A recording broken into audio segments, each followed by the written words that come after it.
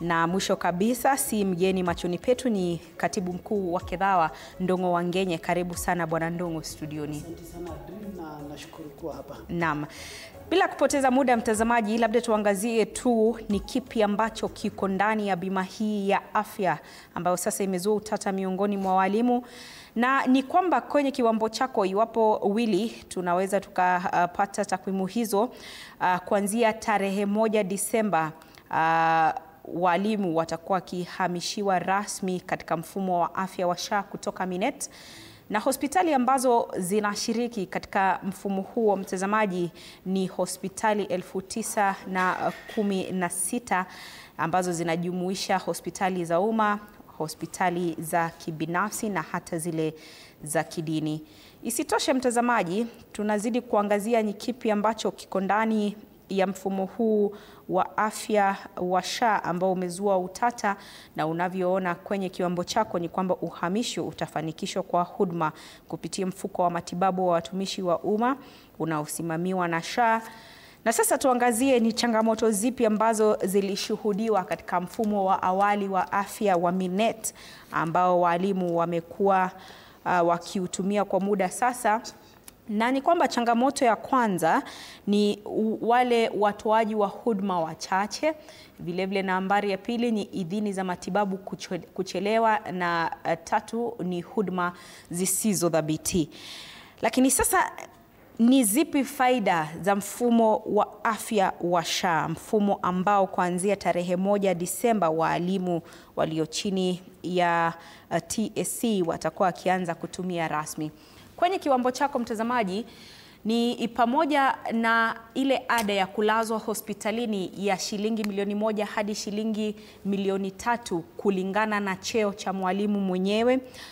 Pili ni matibabu kwa wagonjwa wasiolazwa, ile ambao kwa Kiingereza tunasema ni outpatient, ambayo ni kima cha shilingi 150 hadi shilingi 40,050, na huduma ya meno au matibabu ya meno ni shilingi 45,000, huduma ya macho ni shilingi 60,000. Na mwisho kabisa tunapoangalia pia ni huduma ya uzazi, ile kwa Kiingereza tunasema ni maternity, unapata ni kima cha shilingi 120,000 hadi shilingi 1,300. Matibabu ya nje ya nchi, iwapo mwalimu atagonjeka na hahitajiki kufanyiwa matibabu nje ya nchi, itakuwa ni shilingi milioni 2.2, na iwapo ataaga dunia basi ule msaada wa mazishi ni wa takriban shilingi 1,300. Haya, tumeshaangazia kilicho ndani ya bima ya afya ya SHA, na sasa mko hapa wenyewe walimu ambao mnaathirika moja kwa moja na bima hii ya afya ambayo kwanza kabisa imezua utata na kuwagawanya walimu. Tukiona vyama vya walimu vimejitokeza kuzungumza na kusema kwamba kuanzia Disemba 1 walimu watakuwa kihamishwa kutoka Minet hadi kuingia SHA. Ni kwa nini kwanza kabisa kuna huu utata? Salim. Asante sana Adrian kwa kunipatia fursa hii ili niweze kuchangia kwenye huu mjadala. Na pia labda hata kama tuko katika hali ya majonzi kama walimu kwenye taifa hili, ningependa tu kuheshimu itikadi za Kiafrika. Ni kuletea salamu kutoka kwa walimu wote kwenye taifa letu tukufu la Kenya. Na vile vile walimu wa gatuzi la Murang'a, kwa sababu natoka kule Murang'a.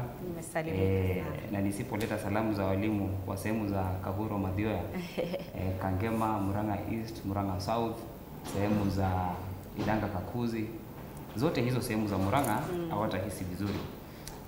Swali ambalo nauliza Adrian ni moja kwa moja, mbona kuna wasiwasi? Na ningependa nijibu moja kwa moja kwamba sisi kama walimu tuko na wasiwasi na bima hii ya SHA. Kwa sababu pale awali tunakumbuka kwamba bima hii ililetwa mwaka jana. Kuna baadhi ya mambo ambayo tulikuwa tunayatizama kama walimu, kwa sababu wakati huu tulikuwa kwenye bima ya Minet na tulikuwa tunaona kile ambacho kinaendelea kwenye SHA. Na kuna baadhi ya mambo ambayo yalikuwa yanatuweka tumbo joto. Jambo la kwanza ni ile historia ya uanzilishi wa bima hii. Kuna hii kamati ya afya bungeni wakati ambapo waziri wa afya Bi Nakhumicha, nakumbuka wakati huo alikuwa ameitwa pale bungeni na kuulizwa maswali, alisema kwamba ile system ya SHA ilikuwa inahitaji bilioni 5 ili waweze kuanza kuitumia. Baada ya muda zile bilioni 5 Adrian zikaongeza zikafika bilioni 10. Bwana Salim, naelezwa kinasa sauti chako kina tatizo kidogo.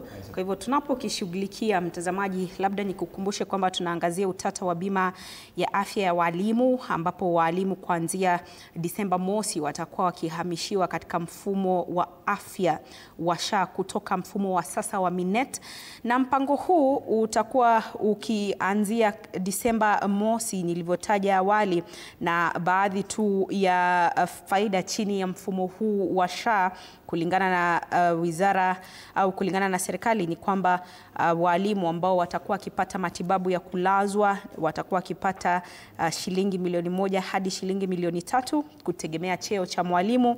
Vilevile matibabu ya wasiolazwa, ukipenda outpatient, ni shilingi 1150 hadi shilingi 1450.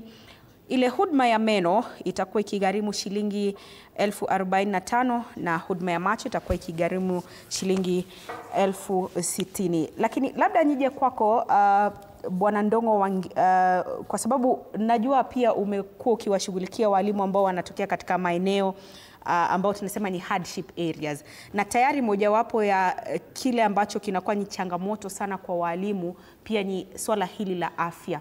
Labda kwa kuzungumzia kwa mtazamo wako, kuondolewa kwa Minet na kuingia kwa SHA kwa mtazamo wako, labda ni hatua bora ambayo inaweza kuwafaidi walimu au la? Mimi, asante sana Adrian.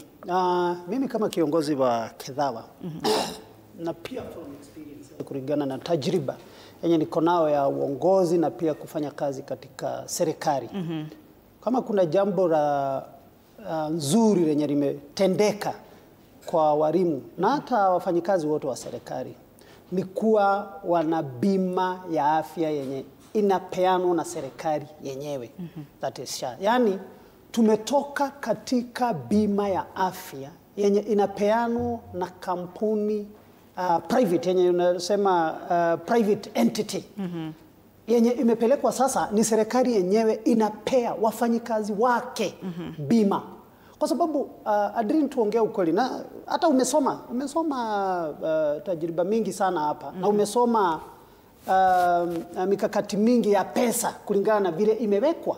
Kwanza ukiangalia mtu wako B5 alikuwa anapata inpatient cover ya 750,000. Sasa hii imeruka mpaka 1 million. Umeona outpatient ilikuwa 100,000. Sasa hii imeruka mpaka 150,000. Tumeona mpaka last expense mwalimu akiaga dunia ilikuwa 1,200. Sasa hii imeruka mpaka 1,300. Kwa hivyo Kenya nataka kusema ni kwamba bima ya SHA, yes, inaweza kuwa iko na dosari hapa na pale kulingana na vile iko, lakini kitu ya muhimu kabisa ni kumaanisha kwamba serikali yenyewe imeacha kwenda kutafuta bima nje ya wafanyikazi wake ikianzia na walimu, na serikali yenyewe ndio inapeana bima. Na Adrian, nitakupea mfano. Mimi nilikuwa katika serikali ya kaunti kama waziri wa elimu. Kuna siku moja tulitafuta bima ya kibinafsi wakati kulikuwa na NHIF. Na tukaenda na hiyo bima kwa zaidi ya mwaka mmoja. Mwaka uliofuata ilibidi tubadilishe turudi kwa bima ya NHIF ya serikali yenyewe. Kwa hivyo kama kunaweza kuwa na shida na SHA, kwa vile because package yenye unaangalia, package yenye umesoma hapa mpaka ya optical mpaka ya meno na nini ni package enhance. Mahospitali tumeambiwa imeongezeka. Ilikuwa mwanzoni ilikuwa mahospitali zaidi ya 800, sasa hii ni mahospitali zaidi ya 9,000. Na kwa hivyo ningetaka kusema ni kusema ya kwamba tunaweza kuwa SHA iko na hitilafu zake hapa na pale kama tu bima yoyote ya kiafya, kwa sababu hata Minet walimu walikuwa wanaenda unakuta hospitali fulani haijasajiliwa kupeana provisions za Minet. Na sababu Minet, na tuongee ukweli, kwa sababu ni kampuni ya kibinafsi na inataka pia kutengeneza faida, iko katika kutengeneza faida, because establishment yoyote ya kampuni kibiashara ni ku maximize profit. Na hatuwezi walaumu kwa sababu hiyo ni kazi kazi yako. Hata mimi nikiweka biashara yangu nataka nitengeneze profit to the maximum. Lakini sasa hii ni serikali yenye haiko kutengeneza faida, iko katika kupeana huduma kwa wafanyikazi wake. Kwa hivyo kwa upande wangu na kulingana na pale mimi nimeketi, nasema hilo ndilo jambo zuri lenye limefanyika kwa walimu na hata kwa wafanyikazi wote. Ningeomba waingie hapo, na kama kutakuwa na shida waacha hiyo shida itatuliwe, tukiendelea pamoja na huu mpango wa serikali wa bima. Naam, asante sana. Sasa nyinyi mshirikishe Mwalimu Salim, natumai sasa sauti yake iko sawa. Asante sana. Kuna jambo ambalo ulikuwa unazungumzia kuhusiana na huku kuhamishwa kutoka kutoka Minet hadi SHA. Naam. Kwa hivyo asante sana Adrian. Na ningependa mwanzo kusema kwamba ningependa kuleta salamu kutoka kwa walimu wote ambao wanatutizama asubuhi ya leo. Na pia kuleta salamu kutoka kwa walimu wa Murang'a pale ambapo nafunza na pale ambapo naishi. Mimi ningependa sana kupinga yale ambayo yamesemwa na wakili hapa ya kwamba sisi kama walimu tuko na furaha ya kwamba tumeingizwa kwa SHA. Na ningependa kusema mambo yafuatayo. Mwanzo ni kwamba kabla ya sisi kuingizwa hapa kwenye SHA, tulipokuwa pale kwenye Minet, kuna baadhi ya mambo ambayo tulikuwa tunayatizama yakitendeka pale kwenye SHA, na basi yakawa yanatupatia tumbo joto. Mwanzo nilianza kwa kusema kwamba ile historia ya uanzilishi wa SHA pale bungeni, ni kwamba wakati Nakhumicha ambaye alikuwa ndiye waziri wa afya mwanzilishi, wakati ambapo alikuwa ameenda pale kwenye bunge na alikuwa anaulizwa maswali na kamati ya afya, na akaulizwa ni kwa sababu gani hizi hela ambazo wanasema kwamba ni za kuprokiwa hii system zimetoka kutoka 5 billion zikaenda 10 billion zikaenda hadi 104 billion. Hayo ni mambo ambayo sisi kama walimu tulikuwa tunatizama kama sisi bado hatujaingizwa hapo kwenye SHA vile ambavyo ndugu yangu anasema. Tumeona juzi ufisadi kwenye hii SHA yenyewe ya kwamba kuna hela nyingi sana ambazo zinaenda kwenye hospitali hewa. Baadhi ya mambo kama hayo yanatupatia tumbo joto. Kwa hivyo na hiyo ilikuwa kabla ya sisi kufanya nini? Kabla ya sisi kuingia pale. Sisi kama walimu, ningependa wakili asikie hapa kwamba kuna baadhi ya mambo pia sisi tulikuwa tunafanya ulinganisho. Tulikuwa tunaangalia kwamba kuna hii NHIF ambayo tulitoka sasa tukaletwa hapa kwa SHA. Ukiangalia walimu na wanawake wote ambao walikuwa wanaenda kupata watoto hospitalini, ile bima ya Linda Mama ambayo ilikuwa kwa NHIF, mama alikuwa anaingia pale ndani anapata mtoto, iwe ni normal delivery ama CS, na inagharamia kila kitu. Nitakwambia Andrew na asubuhi ya leo kwamba sisi kama walimu ambao tunafunza shule, hasa shule za bweni, wakati mwanafunzi alikuwa anakuwa mgonjwa, mzazi yako anasumbuliwa ati apigiwe simu wakili eti aje achukue mtoto wake, ile bima ambayo ilikuwa inaitwa Edu Afya ilikuwa inamshughulikia huyu mwanafunzi, anapelekwa hospitalini, anatibiwa, anarejeshwa shuleni. Lakini hayo yote yaliondolewa kwa SHA. Na ukiona pale ambapo normal deliveries zimekuwa 13,000, ni kumaanisha kwamba kama ukizidisha hata kidogo itabidi umechukua hela zingine pale kulipa. Jambo la mwisho ambalo lilikuwa linatupatia tumbo joto sisi kama walimu kabla ya kuingia hapa SHA, Adrian, na ningependa niseme hili na walimu wote wasikize kwa sababu tumekuja hapa kuleta sauti ya walimu. Naam. Tumeshuhudia migomo mingi sana ambayo imekuwa ikitendeka kwenye magatuzi yetu kwenye taifa hili. Na wakati hii migomo inatendeka, juzi tuliona hapa Kiambu, madaktari wanagoma kwa siku 46. 46 days. Sasa unajiuliza kwa hizi siku 46 na SHA tunaambiwa inafanya kazi. Unataka kuniambia ugonjwa Adrian na wakili na mwenzangu hapo, ugonjwa utaongojea hadi wakati madaktari watarejea? Hauwezi. Ningependa kusema hivi asubuhi ya leo ya kwamba wakati ambapo tulikuwa kwenye Minet, kuna zile shida ambazo tumeangazia hapa, na ningependa nieleze tu kwa kifupi ya kwamba tulikuwa na shida na specialists katika zile hospitali zetu za Bliss, na hilo ni swala ambalo tulikuwa tumeliangazia kama walimu, na hasa kwa wale ambao tumewachagua kama viongozi wetu wa KUPPET kupeleka hayo malalamishi. Jambo la pili lilikuwa ni kupata ile idhini, kile ambacho kwa kimombo tunaita referrals. Ulikuwa unapata kwamba kuna ule muda mwingi ambao unachukuliwa ili upate referral kwa ile hospitali ambayo wewe unahitaji kupata matibabu. Jambo la tatu ni kile ambacho tulikuwa tunaona ni kwamba kuna ule ubaguzi, discrimination. Unaingia kwa hizo hospitali zetu za Bliss, na hasa wale ambao wako na shida za macho, unaambiwa sasa mwalimu, ile miwani pale, zile spectacles sio za mwalimu. Lakini wote tuko under Minet. Zile sio za mwalimu. Hizo ni za wale Kwa hivyo kulikuwa na ule ubaguzi. Wale wengine ni akina nani? Sasa hao wengine unashindwa ni akina nani? Ni kama kwenye taifa letu hili walimu ni second class citizens. Right? Alafu mwisho kabisa nikimalizia hapo hadi ni kwamba tatizo kubwa ambalo lilikuwa kwa Minet ni kwamba zile hospitali ambazo zilikuwa zimepatiwa idhini ya kutupatia sisi huduma za afya zilikuwa hakuna ile tunaita consistency. Utaenda leo hospitalini alafu unapata wameandika kibao pale ya kwamba Minet for teachers is not working. Na unashangaa. And I'm telling you for sure, if you do your research utapata tatizo ni moja peke yake. Sisi kama walimu, Adri na leo hii ningependa taifa lote lijue namna hii. Nadhani si vyema kusema kwamba walimu wamepelekwa SHA.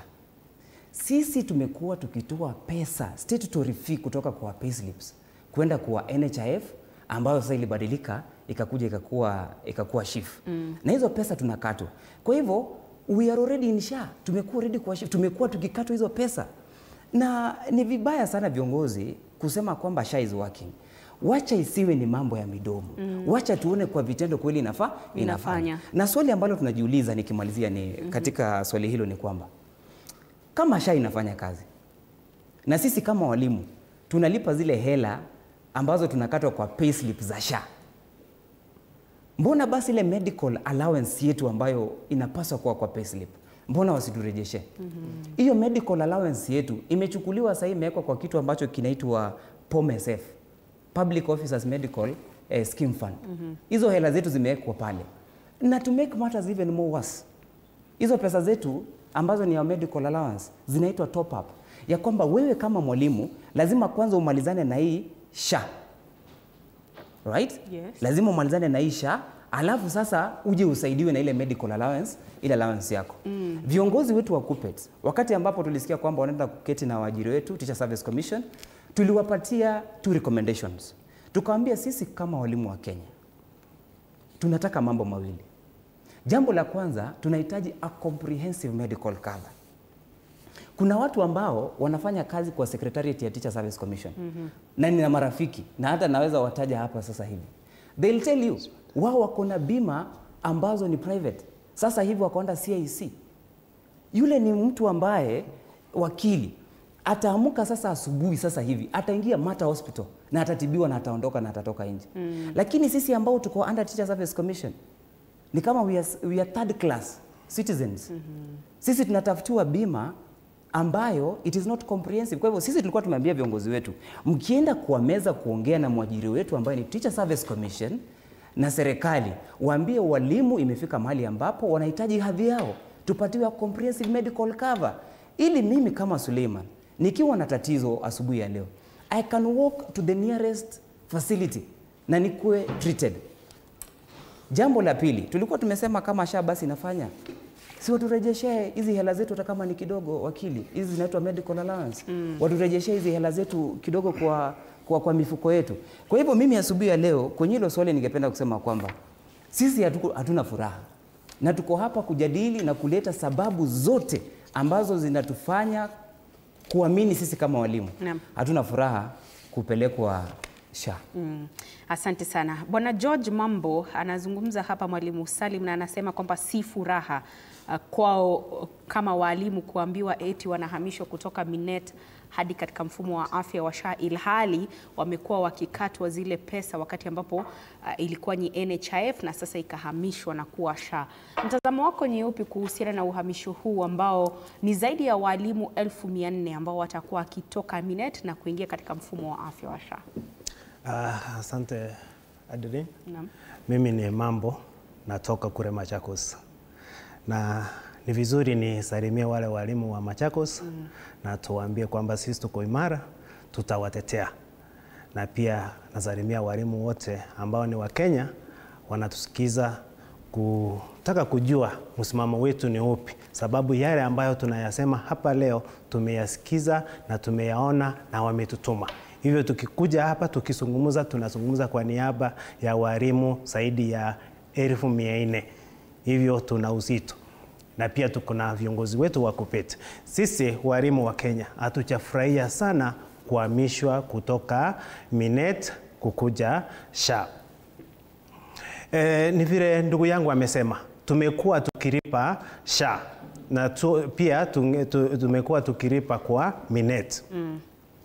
Hivyo chenye tunahitaji kuongea ama viongozi wetu wa KUPPET kutuambia ile pesa yetu tulikuwa tunakatwa Minet itakuja kwa payslip zetu huu mwezi wa Disemba, sababu tumekuwa tukikatwa kwenda SHA. Hivyo pia tunataka hizo pesa tuambiwe sitakuja kwa payslip yetu, sababu walimu walikuwa wanaongea kuhusu Minet.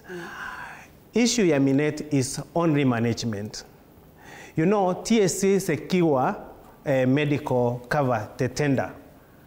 It is the responsibility of the KUPPET, now the branches, to identify the facilities zenye zinaweza peana services kwa mwalimu. Lakini now that is where the weaknesses were. So sisi tulikuwa tunapiga kelele kule kwa branches zetu. Wale viongozi wetu wa branches to identify medical facilities ambazo zinapeana services. Pia ni vile ndugu yangu amesema kuhusu the secretariat TSC. Na tunauliza sisi kama sisi walimu, kwa nini TSC itaki kupeana medical cover iko uniform kuanzia kwa wale secretariat na walimu wake?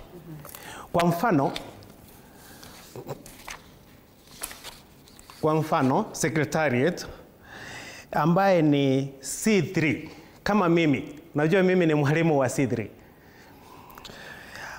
Mimi ukiangalia huyu secretariat wa TSC ambaye yako C3, inpatient yake ni 900,000.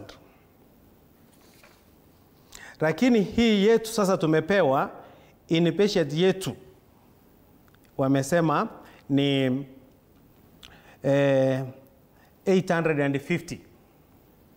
Hii sasa ni ya SHA. So hapa kuna unfairness na sisi kama walimu ndio tunaendelea kulalamika. Ukiangalia pia D5 secretariat, alafu ukuje kwa D5 hapa kwetu. D5 mwalimu ambaye ni chief principal inpatient yake ni 3 million. Ukienda kwa D5 inpatient secretariat TSC ni 10 million.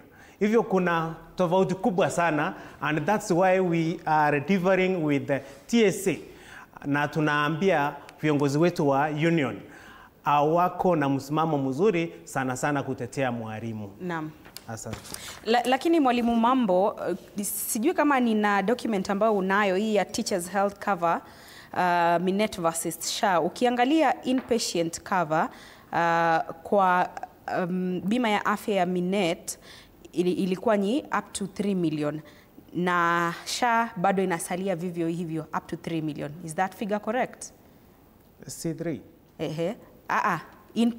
Inpatient ule ambaye anafanyiwa matibabu ya inpatient anagharimika mpaka shilingi milioni 3 under Minet na pia under SHA ni the same. Kwa hivyo hakuna kile ambacho kimebadilika. Lakini kuna sehemu zingine ambazo zimebadilika sana. Yeah. Na hizo ndizo sehemu ambazo mnasema kwamba zinawafinyilia kama walimu. Yes. Kwa hivyo inpatient si tatizo sana kwenu. Sasa kama tunaangalia kama overseas treatment, saa hii wanasema ni 2.2 million. Yes. Ile ilikuwa 1 million. Ni walimu wangapi wanapelekwa nje ya Kenya kutibiwa? Unaangalia hapo kuna ukora hapo. Kwa nini wapelekwe? SHA is working. SHA inafanya kazi. Pia ukiangalia last expense ilikuwa 200,000, wameipeleka 300. So wanaongoja tukufe so that they give us money. Sasa hizo ndio tunalalamika, wacha tushughulikiwe vizuri hizi zingine inpatient, hizi zingine. Maneno ya mazishi tunaongea mazishi na mwalimu ako hai anafundisha. Naam, asante sana kwa hilo Mwalimu George Mambo. Mtazamaji, iwapo ndo mwanzo unaungana nasi na unashangaa labda tunazungumzia nini, tunazungumzia utata wa bima ya afya ya SHA, ambapo sasa TSC na serikali kwa jumla imetangaza kwamba walimu watakuwa wakihamishwa kutoka katika mfumo wa afya wa Minet hadi katika mfumo wa afya wa SHA, na ni swala ambalo sasa limezua utata miongoni mwa viongozi wa vyama vya walimu KUPPET na NAT, na vilevile kuwa na kule kugawanyika miongoni mwa walimu ambao baadhi yao wanasema kwamba mfumo huu wa SHA kamwe hauwafai. Na sasa niungane kwa njia ya simu na mwalimu na vilevile mtaalam wa maswala ya elimu Bwana Peter Amunga kupitia laini ya simu, tupate kusikia mchango wake ni upi kuhusiana na mada hii yetu ya leo. Mwalimu Amunga, iwapo unanipata, habari za sasa, hali ikoje uliko? Hapa studioni tunaangazia utata wa bima ya afya miongoni mwa walimu. Sijui kwa mtazamo wako uhamisho huu una maana gani kwa walimu? Asante sana. Mimi naitwa Amunga, niko Mombasa huku kwa huu mkutano wa walimu. Na mambo hayo mnayoongea studio, nasikia Bwana Mambo pale akiongea, ndio mambo ambayo pia tunazungumzia hapa Mombasa. Kinachoendelea hapa ni kwamba walimu wameshindwa kuhamasishwa vilivyo kuhusiana na mfumo huo wa SHA.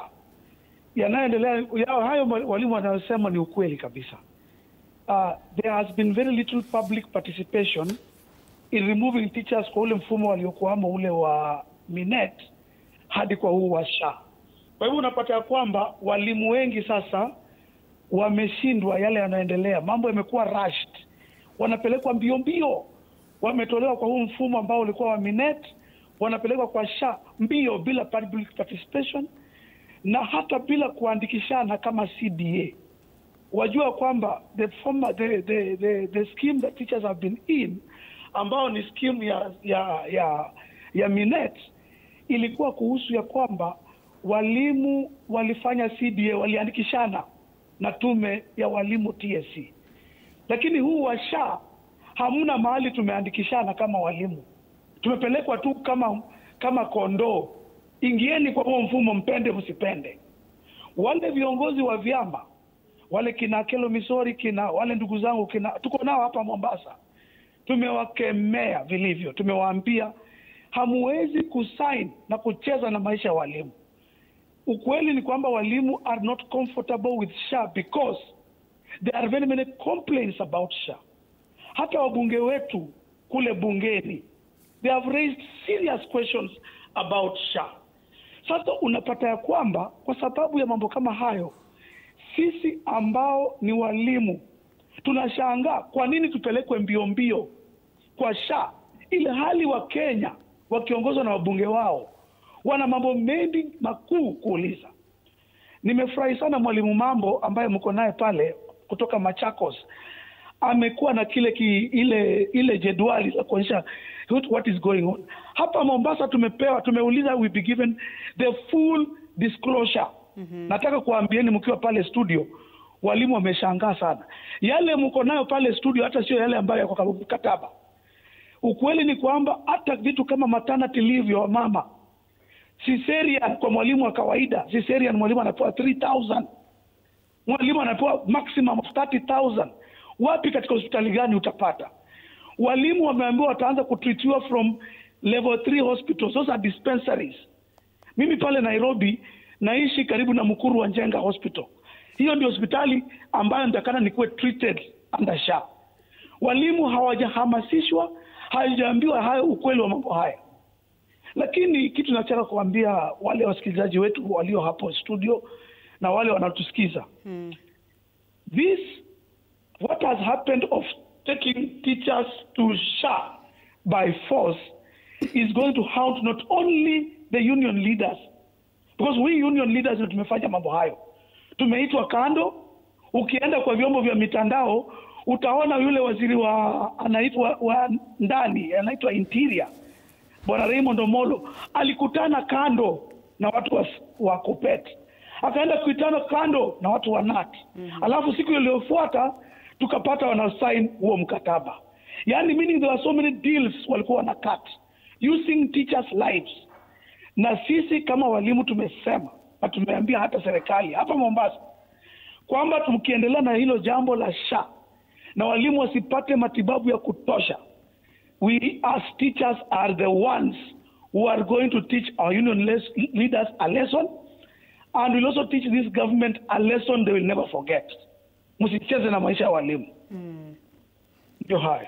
Asante sana Mwalimu Amunga kwa kusema nasi moja kwa moja kutoka katika kaunti ya Mombasa ambapo anahudhuria kongamano la walimu. Tutakuwa tunarejea kwako baadaye Mwalimu Amunga, pia tupate kusikia labda kwa walimu ulionao upande huo wa pili maoni yao ni gani kuhusiana na uhamisho huu kutoka mfumo wa afya wa SHA hadi kutoka mfumo wa afya wa Minet hadi katika mfumo wa afya wa SHA.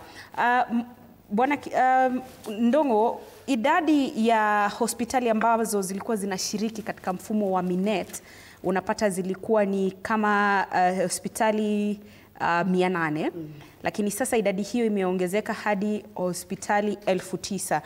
Kwa hivyo changamoto iliyokuwepo awali hapa katika mfumo wa Minet ni kuhusiana na hospitali ambazo zilikuwa zinashiriki katika mfumo huu ambayo idadi yake ilionekana kuwa ndogo. Lakini sasa idadi imeongezeka na hata tumetoka katika mfumo wa binafsi na tukaingia katika mfumo wa umma. Sijui nani alitaja, nadhani ni wewe, kwamba hospitali hizi kwa sababu ni za kibinafsi bila shaka kuna vile ambavyo watafanya shughuli zao ili waweze kujifaidi pia because they are in business. Kwa hivyo sasa ambavyo tumeondokea Minet, hospitali 800 ambazo ni za binafsi na kuingia katika mfumo wa SHA ambapo idadi hiyo imeongezeka na sasa ni umma, unadhani kwamba kutakuwa na tofauti katika ule utoaji wa huduma za afya kwa walimu? Asante sana Adrian. Jambo lililopo ni kwamba hata hizi binafsi si kusema ati zitatoka. Kenya kimefanyika ni hospitali zimeongezwa, yani pool ikawa kubwa. Kwa hivyo hata hizi za kibinafsi zenye zilikuwa katika Minet, kama hospitali imetimiza matakwa yenye yanatakikana ndio kupewa bima ya SHA, bado itasurutishwa katika kupeana huduma za SHA. Kenya kimefanyika ni kwamba hata hospitali zenye zilikuwa nje za missionary, na unajua Adrian, hospitali za missionary saa zingine huwa hospitali mzuri sana, lakini huwa zina categoriziwa kama hospitali pia za kibinafsi, zitakuwa hapo. Pia hospitali za serikali zitakuwa hapo, kama tuna hospitali kubwa ya serikali kama Kenyatta Teaching and Referral Hospital, ina vifaa mingi sana mpaka za dialysis na nini, pia itujumuishwa kuwa hapo. So Kenya kimefanyika ni kumejumuisha hospitali mingi both za kiserikali na za kibinafsi, zikawekwa zote pamoja, bora tu hospitali itimize wajibu na masharti yaliyowekwa ndio iweze kupewa huduma, iweze kuhudumia walimu katika SHA. Lakini jambo lingine pia nataka kuguzia kwa kidogo tu, ningetaka kusema ya kwamba na sijui ni Salim aliguzia hilo jambo ama ni ndugu yangu hapa George, kwamba tulikuwa saa zingine walimu tuna compare na secretariat, kusema kwamba secretariat wako na hii, walimu wako na hii. Lakini utakuta kwamba pia kuna tofauti, kwa sababu utakuta hata kama walimu saa hii wana CBA, hata secretariat hawana CBA right now as we are speaking. Alafu utakuta ya kwamba Dream ile package imepeanwa saa hii ya SHA kwa walimu, si package yenye inapewa raia wa kawaida, kwa sababu mwalimu ana contribute medical allowance yake. Remember, medical allowance ilitolewa mwaka wa 2015. Mimi mwenyewe nilikuwa napata medical allowance. Kufika mwaka wa 2015, medical allowance yetu yote ikatolewa katika payslip zetu, ikapelekwa ndio ituletee huduma ya bima ya afya. Ndio ilipewa Minet. Hata wakati huo ilikuwa inaitwa Minet, ilikuwa inaitwa AON. Alafu ikabadilisha jina ikawa Minet. Payslip yangu mimi nilistukia asubuhi moja, hiyo medical allowance nilikuwa napata zaidi ya 2,500 imetolewa, imepewa Mayon Minet ndio waweze kutupea huduma ya nini? Ya afya. Kwa hivyo kile kinafanyika si hii SHA ya kawaida. In fact walimu hata wanastahili kuwa na furaha, kwa sababu ile sio SHA ile ya kawaida inapewa umma. Wewe mwalimu unapewa huduma tunaita comprehensive SHA. Ni ile ni more comprehensive, iko na package mingi, kwa sababu Adrin saa hii wewe ukiwa SHA kama mwalimu venye anasema anapewa last expense ya 1300 akiaga, na hatuombi walimu waage, si mtu wa kawaida akienda kulipa SHA yeye hatapewa last expense ya 1300, kwani rongo? Kwa hivyo ni kumaanisha huduma yenye wanapewa ya SHA ni more comprehensive. Jambo tu lenye linaweza kuwa limefanyika lenye labda halikuonekana ni venye, na hiyo naweza ungana mkono na mwalimu wa Munga, kungekuwa na more public participation. Sababu unasikia hata walimu wenye wako Mombasa, Kenya kinawaleta tashwishi kidogo ni kulifanyika public participation ndio tukaweza kujumuishwa, tukajua hasa ni nini iko. Kwa sababu kama ingekuwa mimi na sio mimi CEO wa ama management ya Teacher Service Commission, ningesema sawa, tuko sawa, lakini kwanza tupee miezi 6,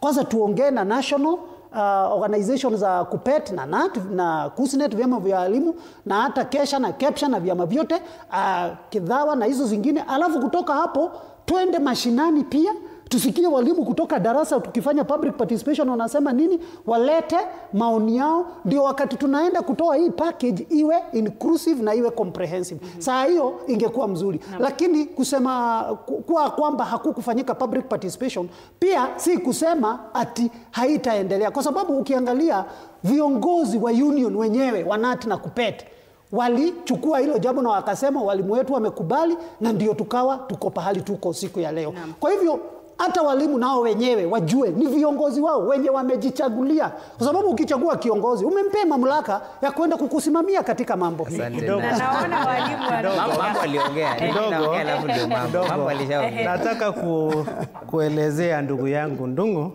anakosea walimu wa Kenya. Na mahali popote vile damu yangu inaniambia kila mwalimu anakasirika kuhusu KIDHAWA. Na naomba kumwambia kwamba hata kama amesema TSC Secretariat hawana CPA, angalia mishahara yao. Kombea Secretariat salary na ukombea salary ya mwalimu ambaye sasa kama C3 ambaye anapata around 39,000. Na angalie C3 Secretariat, utaona kuna tofauti kubwa sana. Hivyo sisi tukisema tupewe apeta medical cover, hatujauliza mingi. Na amesema kwanza eti tuko na viongozi wetu wa KUPPET, nao tuko nao, lakini hawaulizi members ni nini wanaenda kufanya. Hivyo wao wanaamuka tu na ile ambayo wanataka tu kufanya ndio wanapeleka huko. Hivyo Bwana Ndung'u, tafadhali heshimu walimu wa Kenya. Tuko hapa kwa niaba ya walimu. Labda niingilie kati, sababu naona ndugu yangu damu imechemka. Yangu imechemka ikapanda ikashuka kidogo. Jambo la kwanza ambalo wakili amezungumza ni kuhusu mambo ya privatization. Yes. Ya kwamba sasa sababu Minet ilikuwa ni a private entity, hiyo kazi yake ilikuwa ni kutengeneza pesa. Ukiangalia kwenye taifa letu, na huyu ni wakili and I can speak with total confidence ya kwamba atani correct kama nimekosea. Kuanzia viongozi wakuu wa kitaifa, sasa hivi unaona kila kitu kinapelekwa kwa private entities. Na sitaki kutaja all those parastatos ambazo zilikuwa za serikali sasa zinapelekwa kwa private entities.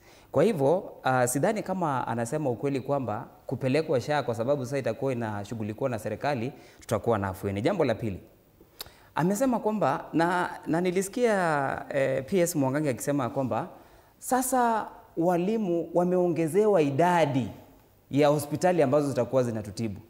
Swali ambalo walimu wa Kenya wanajiuliza asubuhi ya leo, kama tulikuwa Adrin na hospitali 800, sasa hivi wanatuambia wamepeleka hospitali hadi 1900. Walimu wanajua matatizo ambayo yalikuwa hapo ni kwamba the government was not remitting the finances to these 800 hospitals. Kama serikali haikuwa inaweza, wakili na Bwana Mambo, kupeana zile pesa ambazo zinahitajika kwa hizi hospitali 800, if the government was not able to remit these finances to the 800 hospitals, itawezaje sasa? Ni miracle gani hii, ama ni miujiza gani, ama wameguswa sehemu gani? Sasa wanataka they want to purport ya kwamba watapatiana hizi pesa kwa hizo hospitali zingine.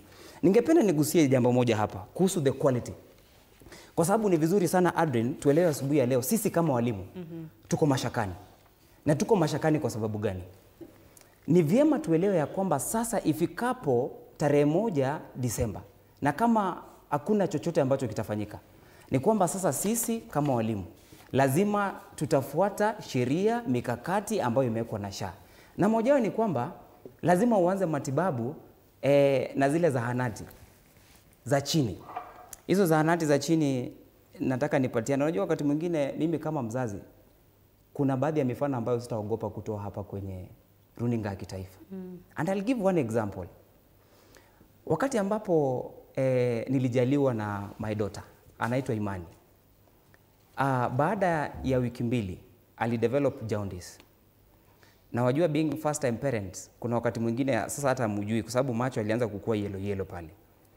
Sasa tukaambiwa hebu mpeleke hospitali. Mimi naishi Maragwa. Tukampeleka Maragwa Hospital and it is a level 4 if I'm not wrong. Kufika pale tukaambiwa sasa kile ambacho kinahitajika kufanyika, kuna mashine ambayo yule mtoto anawekwa, anachomwa na race. Tukasema basi ni sawa, si tuende hapo tuende tuone mambo namna gani. Kufika pale because I want to give a real example. Yes. Na ni mfano wangu. Mashine ambayo ilikuwa pale ni moja, Adrian. Watoto ambao walikuwa kwenye ile ward ni zaidi ya 50, more than 50, ambao wanapaswa kutumia ile mashine. Kwa hivyo tulienda pale tukapata bwana mambo na wakili, wazazi wamepanga foleni na watoto. Unaingiza mtoto wako pale, dakika kama 10 unaambiwa hoya we toa kidogo na sisi tuweke. Toa na sisi tuweke. I'm telling you, we are going to suffer when it comes to quality.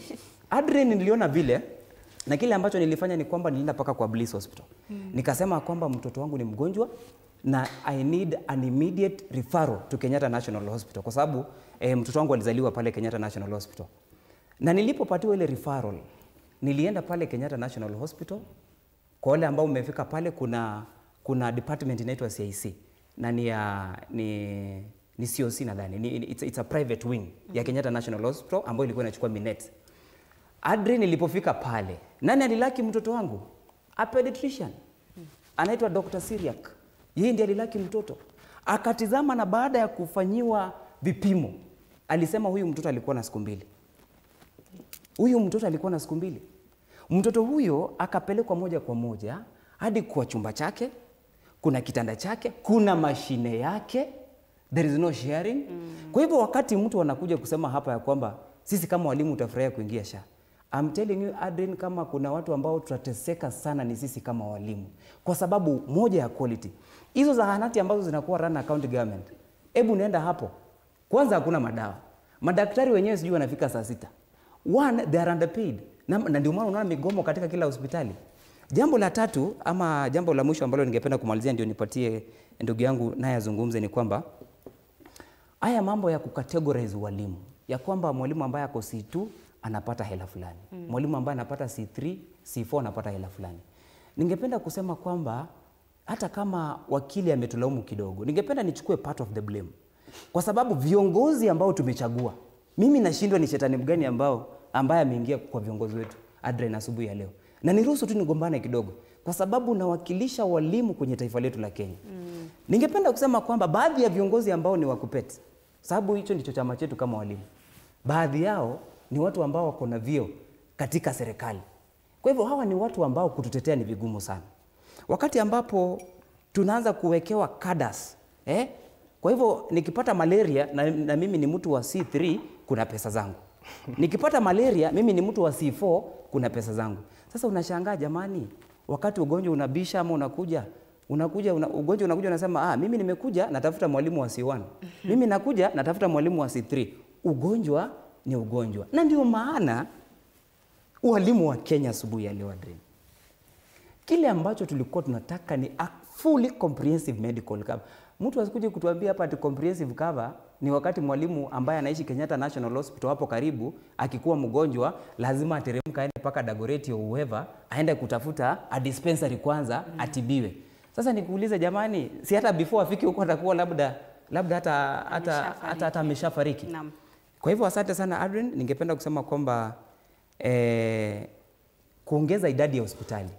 Kwa sababu nimesikia kwamba hilo ndilo jambo ambalo viongozi wetu wa KUPPET. Na niliona wakati ambapo walikuwa wanakuja kutuambia wakili, and I'm sorry to say this, tu nimalizie hapo, ni kwamba tulimuona Sec Gen wa NAT bwana Oyu na Sec Gen wa KUPPET bwana Misori walipokuwa wanazungumza, I'm telling you, you don't need rocket science to know that these people don't know what they are talking about.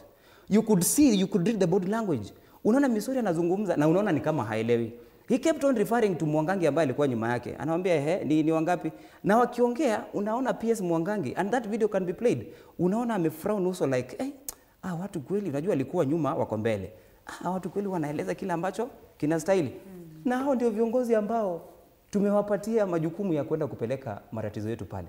Kwa hivyo kumalizia tu hiyo sehemu ni kwamba tusidanganywe ati kuongeza idadi ya hospitali sasa hiyo itatusaidia. Kama serikali ilishindwa kupatiana pesa kwa hospitali 800 ambazo zilikuwa hapo. Na ndio maana ulikuwa unapata unaenda kwa hospitali unaambiwa Mineta haifanyi kwa sababu serikali haijapeana Kama ilishindwa kupeana hospitali 800, itawezaje kupatiana hizo hospitali zingine wameweka karibu 2000? Asante. Bwana Ndongo? Asante sana Adrian. Nataka kupongeza Salim kwa sababu anaongea kutoka kwa roho yake. Unajua kuna kitu inaitwa the fear of unknown. Uoga wa jambo lenye haujalijua vizuri. Na ni vizuri kwa sababu kama vile nilisema kulikuwa na dosari kidogo kwa ati hii program ilikuwa rolled out kama hamasisho haijafanywa. Kwa sababu zile maswali tunaongelea hapa Adrian, kama kungekuwa na public participation venye tumeeleza hapa mpaka mashinani, mpaka mwalimu wa darasa kufanywe public participation hapo, labda vile perception iko sahihi ya walimu kuogopa kuingia comprehensive government insurance cover ingekuwa haipo. Kwa sababu ukiangalia kama Salim ametuambia vizuri venye alipeleka mtoto yake shule ya hospitali ya umma alafu akampeleka Kenyatta National Hospital na akapokelewa vizuri katika hiyo private wing. Unajua Adrian, na ni kweli kusema ati pool ya hizo hospitali imeongezwa kutoka 800 mpaka 1900.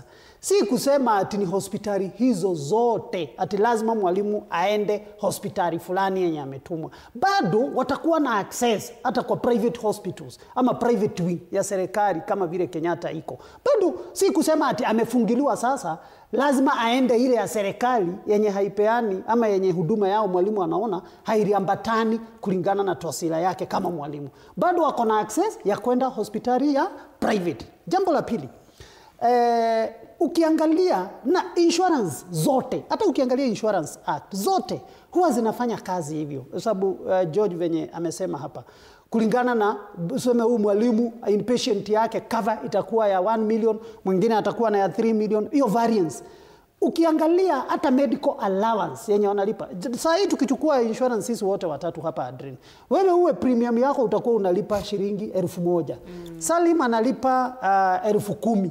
Mimi nalipa 3,000. George analipa 50,000. George atakuwa na services zitakuwa na more enhanced kuliko mimi na wewe na Salim. Kwa sababu inalingana na pesa yenye pia yeye anafanya nini? Ana contribute. Kwa sababu huwezi niambia kama na contribute pesa mingi, pia services zangu na wewe ziwe pamoja. Na ukiangalia hata mimi ndio nakwambia hata kulingana na maoni yangu naona hata iko more comprehensive and enhanced. Ukiangalia kama last expense, hiyo hata haina job group. Kama ni last expense, kila mtu, kila mwalimu hapo anapewa 1,300. Na ni kuongezwa imeongezwa kutoka kwa yenye ilikuwa ya Mineti ya 1,200. Kila mwalimu saa hii last expense anapewa 1,300. Lakini ukiangalia kama ni outpatient, uangalie kama ni inpatient na other services zinaenda kulingana na ile contribution mwalimu huwa ana make ya medical allowance yake. Sababu utakuta mwalimu wa D5 medical allowance yake ni kubwa kuliko mwalimu wa C1 ama C2, na ndio maana akona more enhanced. Lakini kwa ujumla niseme hivi Adrian, kuna hoja kubwa sana ya kuhakikisha kwamba public participation, hata kama viongozi wakuu wa vyama wamekubali, hapa ndipo walimu watakaa hapa. Ile jambo la muhimu sana tukisonga mbele, hata kama isha take off na inaambiwa kutoka Disemba 1 walimu wote watakuwa kwa there is room for improvement. Kwa hivyo kile ningeomba na ningeshurutisha serikali, management na TSC na hata vyama vya walimu ni tukiingia hata hiyo Disemba, kwa sababu hata kuna muhula wa holiday mkubwa sana, waacha tufanye public participation. Ndio yale masuala yote yanatoka katika mashinani, walimu wana raise mimi hapa itakuwa aje, lazima niende hii hospitali, approvals itakuwa aje, ziendelee kuwa address. Ndio tukifungua January hizi teething problems zenye ziko tuwe tumetafuta suruhu ya venye tutazisuruhisha kuliko turudi nyuma ati sasa tutarudi kwa Minet. Yeah. Naam, kabla Mwalimu Mambo hajasema neno, wacha nipate baadhi ya jumbe ambazo napokea kupitia line yetu ya WhatsApp. Hapa yupo Eddie Legend anasema, kwa hili jambo la Minet na SHA, heri mwalimu akae mahali yupo. SHA ni shida tupu. Mwalimu hajalalamika kuwa anahangaishwa na Minet, ndio ahamishiwe kwingine. Hii ni soko huru, mtu anunue zile bidhaa anazotaka wakati anapotaka. Ni maoni yake Eddie. Tuna mwingine hapa anasema ni nani, Dennis. We haven't received any official cards or instructions. How will we access care from December 1st? Anauliza swali. Kuna mwingine hapa, Sami anasema mtazamo wake, the inpatient cover looks good up to 3 million, but will it be accessible without too much paperwork? Ndiyo maswali ambayo yanazidi kuibuka kutoka kwa baadhi tu ya walimu humu nchini kuhusiana na utata wa bima ya afya ya SHA. Mwalimu Mambo? Sawa, asante. Nilikuwa na muunga mkono ndugu yangu kwa kukubali kwamba kuna unfairness. Na amesema wale ambao wanalipwa vizuri medical cover yao ni nzuri. Ndio maana amekubali hivyo kwamba TSC Secretariat medical cover yao iko better kushinda ile ya walimu, sababu the Secretariat are paid better. Pesa mzuri sana. Ndio maana sisi tunasema viongozi next year. Kuppet is going to elections next year. Na walimu wakichanuka wakichagua viongozi kule mashinani, hapa kuna vile tutaagiri how we are going moving forward. Why? Because we are going to demand a CPA so that teachers to be paid as the TSC Secretariat so that we can get better medical cover. As we speak, it is better to be aware that the mission hospitals and the private hospitals asitibu walimu. Mwalimu akienda anafukuzwa kwa Minet. Hawapewi services. Ukienda unarudishwa. Ukiangalia hata utaweza angalia the Secretary General Misori alisema kwamba kuna pesa asichapeanwa kwa Minet. It is around 11 billion ambayo ikupeana kwa Minet, ndio maana wapeani hizo services. Hivyo the union itself inge demand Minet services ikuwe improved, ikuwe comprehensive. Yes, asante. Shukran. Asante sana Dwayne. Labda ningependa kuguzia tu mambo mawili. Jambo la kwanza ni kwamba ni swala la consistency. Sasa hivi tumeambiwa kwamba tarehe 1 Disemba walimu wanaenda SHA. Kwa hivyo Minet imekaa chini ikaangalia, okay, so kandarasi inaenda ifikapo tarehe 1 Disemba. So kile ambacho tutafanya, we must save everything that we have. Mimi nakuambia na ningependa niambie taifa hivi. Hiyo tarehe 1 kama kuna mwalimu ambaye atakuwa mgonjwa na akue hai, ni bahati ya Mungu. Ni miujiza. Kwa sababu mimi nataka nikupatie mfano hai. Na Adrian na wakili na ndugu yangu hapa, kupata nafasi kuja kwenye studio ya taifa kama hii, I don't take it for granted. Na ndio maana lazima wakati mwingine Adrian, lazima tuzungumze mambo paruanja jinsi yalivyo kwa ground. Juzi nilikuwa Bliss ya Murang'a. Nilipeleka jamaa yangu pale. Na alikuwa anapaswa kufanyiwa some tests. Wakasema kwamba hizo test ni sawa, lakini sasa hakuna reagents ambazo zinapaswa kutumika. Kwa hivyo nikatumwa kwa a private lab and I coughed more than 4,000. Na nilikutana na walimu wengi kwenye foleni, na kuna madam mmoja rafiki yangu anafunza Kangema High School, sitamtaja jina hapa. Nilipatana na huyo madam akitoka Bliss Hospital ya Murang'a. Nikamuuliza, madam, kwani ushatibiwa? Akaniambia hapana. Nimeambiwa nafaa kudungwa sindano, lakini dawa ya kudungwa sindano hakuna. Nimetumwa pale kwa chemist, niende ninunue ndio wakuje kunidunga nao sindano. Huyo ni madamu wa Kangema. Nikakutana na ndugu yangu wanafunza Murang'a High. Alikuwa na watoto wangapi Adrian? 3 boys. Walikuwa na tonsils. Baada daktari kumwangalia, nikaona pia ameandikwa karatasi. Sasa ndugu yangu unaenda wapi? Kaambia sasa unajua wamesema ni kweli iko, lakini hakuna dawa. Kwa hivyo nimeenda kufanya nini? Nimeenda kununua dawa. Hadi nikimalizia ni kwamba nimepokea jumbe kadha wa kadha wakati ambapo tulikuwa tumeweka kwamba tunakuja hapa kuzungumza mambo ya afya. Na kuna jumbe 3 ambazo nimepata zimenigusa sana. Kuna bi mmoja kule Murang'a amepokea ujumbe leo asubuhi na alikuwa ameratibiwa kwenda kufanyiwa a gynecological surgery na one of the facilities na ilikuwa ifanyike kesho. Kwa hivyo ametumwa ujumbe leo na akaambiwa kwamba now that Minet is not working, kindly seek medication from another facility. Na akanipigia simu akilia sana. Akaniuliza sasa what is going to happen? Kile ambacho ningependa kusema ni hiki. Hii transition period ya kutoka tarehe ya leo, Adrian, mpaka tarehe 1 Disemba hapa katikati, walimu tutakufa. Mimi hata sasa nikikuwa mgonjwa mambo mwanze kupanga na by the way sijui mbona wakili amezungumza sana hii mambo ya last expense sana. Amezungumzia sana. Na he's very right kuongea mambo ya kupatiwa pesa tukikufa. Kwa sababu kuanzia sasa paka Disemba tarehe 1 this transition period kama kuna mwalimu atabaki kwa hii taifa, haki ya Mungu omba Mungu sana. Kwa sababu hakuna matibabu, hakuna hospitali ambayo inatibu mwalimu under Minet. Okay, haya. Adrian, wacha niguze tu kidogo sababu rafiki yangu Salim ni rafiki yangu sana wa miaka mingi. Nataka kusema hivi, mambo yote ukisikia vile Salim na mwalimu George wamesema ni kwamba kulikuwa na shida katika Minet. That's a fact, na wamekubali. Sijui walikuwa wanaenda hospitali, amezitaja majina sijui gani, unakuta hakuna.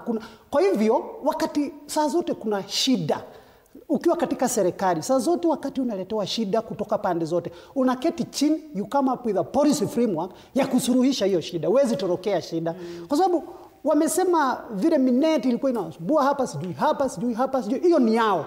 Unajua Minet ukiwauliza pia watakuwa na taswira tofauti. Watasema hatungeweza kufanya hii na hii kwa sababu ya hii na hii. Wakati SHA imeletwa, na sijui kwa nini, ni sababu hili jina SHA limetumika sana katika taifa la Kenya kuonyeshana ni kitu mbaya. Mimi hata sitaki niguze hata waja kusema jina SHA. Nataka niseme this is a government comprehensive medical insurance cover, na zishakuwa.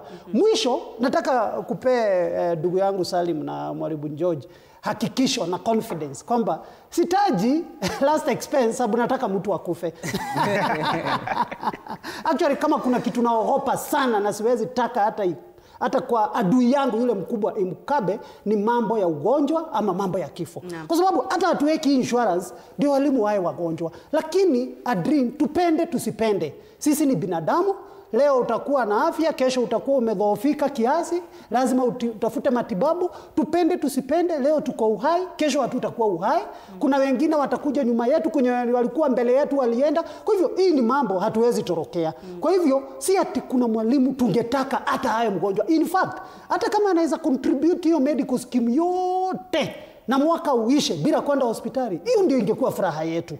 Hata watoto wake wasiende hospitali, ama bwana yake ama spouse wake. Lakini kwa sababu hili jambo litatukuta leo bila kutarajia, ndio maana tunawekaga ile insurance. Lakini sasa la mwisho na la muhimu ni kusema ya kwamba wacha walimu tukubatie hii scheme imekuja. Kama iko na tatizo, na ni kweli hakuna scheme itakuja. Hata saa hii Adrian, tukitoka SHA turudi Minet bado kutakuwa na taswira kidogo. Tukitoka Minet tuende kampuni nyingine hata private bado kutakuwa na shida. Tukitoka hiyo hata za Amerika zenye zinaitwa Obamacare na gani, zote zinakuwa na matatizo zake. Kenye tungetaka kusema ni kwamba wacha tukubatie hii iko. Kama kuna tashwishi, kama tuna shida, tuipanel beat, tuitengeneze mpaka iwe mzuri, itufiti vile sisi tunataka, sababu ni sisi wenyewe tunalipa. Naam. Yeah. Asante sana kwa hilo. Mtazamaji, tunazidi kuangazia utata wa bima ya afya kwa walimu, na naona jumbe zako zinazidi kuingia. Kabla hatujaelekea Mombasa, tuungane naye mwandishi wetu wa habari Quinto Wafula. Nipate kupakua maoni mawili matatu hapa. Bwana Frank anasema to be fair, the government should ensure all civil servants are now under SHA, not teachers alone. Aya, mwingine anasema good afternoon, Samuel Makoha from Kitale. SHA had said that it didn't have the power to handle teachers. We don't know what will happen in the future. Union leaders are a scam. Ndio maoni yake. Anasema I am Joseph Mwagandi. We lost the group life cover in this SHA deal. Again, hospitals and Rufa suspended SHA indefinitely. anasema mwalimu atalia na sio kitambo, ni maoni yake. Mwingine hapa nadhani ujumbe huu tayari nilikuwa nimeusoma. Mtazamaji, zidi kusema nasi, maoni yako zidi kututumia hapa kwenye mtandao wetu wa WhatsApp. Bila shaka nitakuwa napakua maoni yako kadri muda utakavyoturuhusu, lakini kwa sasa nimpishe mwenzangu Quinto Wafula ambaye pia amezungumzia mada hii ya utata wa bima ya afya kwa walimu. Tupate kusikia upande wa pili, maoni ni gani. Tutakaporejea tutakuwa tunachukua simu zenu mtazamaji, tupate kusikia maoni yenu ni gani. Quinto? Kwa sawa? Yes? Mada ambayo tunaangazia hii leo kuhusu mpito wa kutoka Minet kuelekea SHA, na tunawahusisha walimu ambao ndio waathiriwa wa mpito huu, na watakuwa wanatueleza kuhusu hali imekuwa vipi kwenye Minet kisha SHA, matarajio yao ni yapi. Tuanze nawe mwalimu, uanze tu kwa jina, utuambie ni mwalimu wa shule gani? Mimi kwa majina naitwa Mbaka Josephat, mwalimu mkuu wa Ngairwe ambayo iko sub-county ya Matungu. Hilo swali ambalo sisi tulikuwa tunapata ngumu ni kuwa kwa insurance mbili. Kwa sababu kwa payslip moja walikuwa wanakata mbili. Lakini ile kitu ambayo tunataka sana ni services. Bora tupewe huduma ambazo zinafaa na warekebisha angalau hata upande ya delays ambazo huwa ziko watoe. Ili saa ile mtu anaenda hospitali inakuwa haraka, kwa sababu magonjwa huwa hayangoji. Ukifika hospitali unakuanga maybe uko mahututi na anakuwa na delays mingi ambapo hata mtu anaweza aga akiwa kwa laini. Hiyo ndio vitu ambavyo tunataka. Lakini mahali popote ambapo tunapelekwa, bora vile inaitwa comprehensive, tupewe ile comprehensive cover mzuri na tupate huduma mzuri. Mimi hayo ndio ninaweza sema. Sawa, asante. Tusikie kutoka kwako mwalimu, anza tu kwa jina, utueleze kumekuwa na mvutano kabla walimu hawajaingizwa kwenye SHA, labda mlihusishwa katika public participation? Mimi naitwa mwalimu Augustine Omenda Okelo. Mimi ni mwalimu mkuu wa shule ya msingi ya Dadira kutoka Butla sub county, Busia County. Mimi maoni yangu ni kuwa sisi tunataka kama walimu wa Kenya, tunataka huduma bora. Hatutaki jina ambalo linaitwa comprehensive liwe jina tu, lakini sisi tunaomba sana huduma wetu uwe na huduma mzuri, na hospitali zetu pia wa approve hospitali ambazo ziko na vifaa vizuri vya kuhudumia walimu. Kwa hivyo pia ningelipenda sana kusema mwalimu yeye payslip ni moja, na payslip hii inakatwa mara mbili. Kwa hivyo tungeliomba sana serikali iingilie hapo na ikate tu mara moja payslip, ikate tu insurance moja badala ya insurance mbili. Asanteni sana. Mwalimu, tukisikia sasa kutoka kwako, utakaribia tu hapo, utueleze labda hizi pesa ama hii cover ambayo mlikuwa mnapewa kwenye Minet imekuwa inawatosheleza? Anza kwa jina. Kwa jina ni Abuoga Robert, natoka Busia County, nikiwa Butula sub county, shule ya msingi ya Bulwani, kama mwalimu mkuu pale. Kila ambacho naweza kusema kwa kujibu swali lako ni kwamba services hazijakuwa mbaya vile. Services zenyewe hazijakuwa na mshike mwingi. Najua delays and lack of immediate clearance is a normal thing in any insurance cover.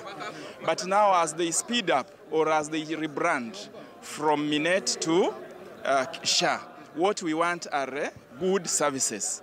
Now, as the name suggests comprehensive, let it just be comprehensive. Not just comprehensive in the name, but now right on the ground, it is not comprehensive as such. Kwa hivyo, what we need, the issue is not rebranding, or rather changing from Minet to SHA.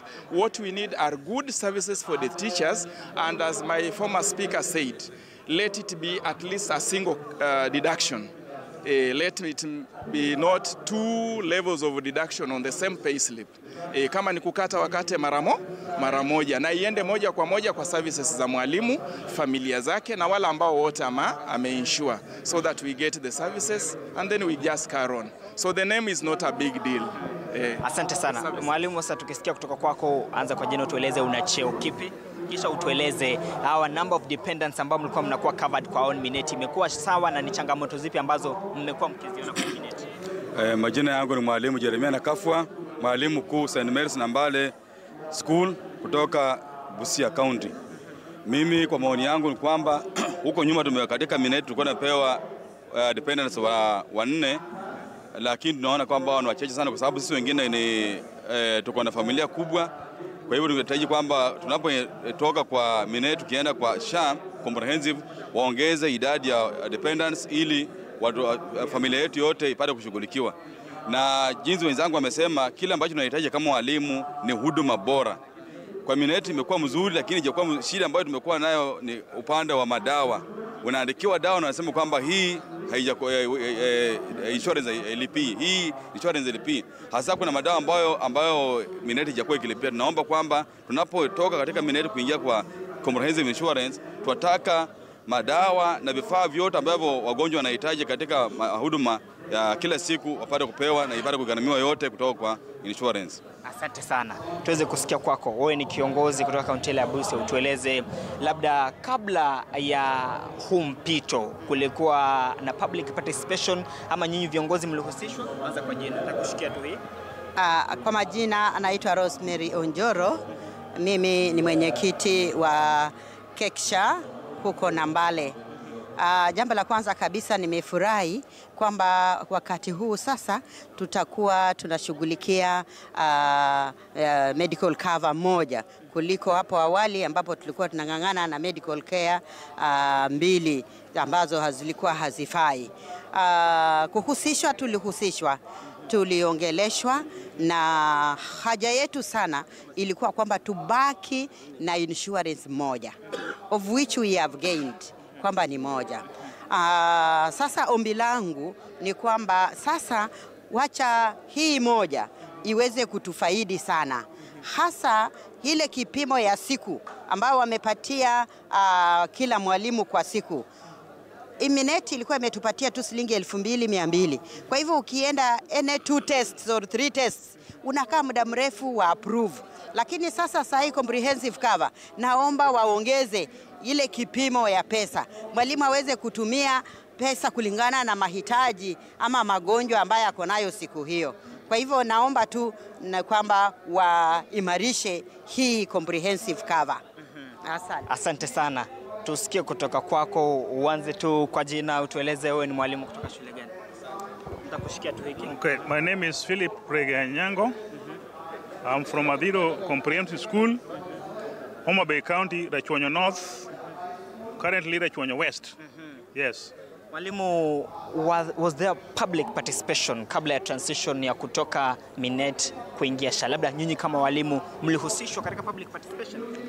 Now, even if me personally I didn't know about it, but because our own was not doing a good service to us, it's always the service that they were doing to us is always public participation, because even now that if we gain something, it's almost better than even where we were. We had problems, pre-auth, nini, you were even chased away from OSEP stores. Some of us even have critical illness like pressure and what have you. You were taken there, you are dead, and you could not be attended.